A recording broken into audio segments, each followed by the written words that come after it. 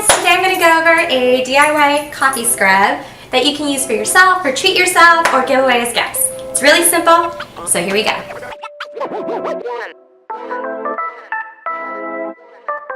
Alright, so you have your jar and then you have your coffee grinds. And you're going to pour the coffee grinds into the jar.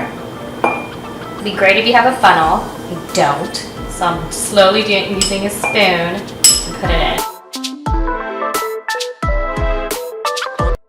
Next, you're going to mix in your sea salt and your sugar.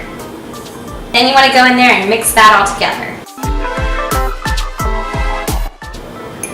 Once that's done, you then get your coconut oil and mix it in.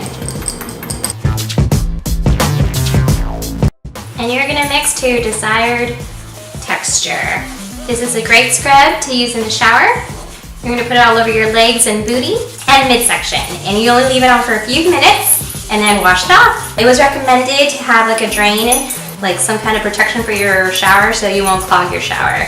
But it's a great gift and it's a great treat yourself. So have fun with it.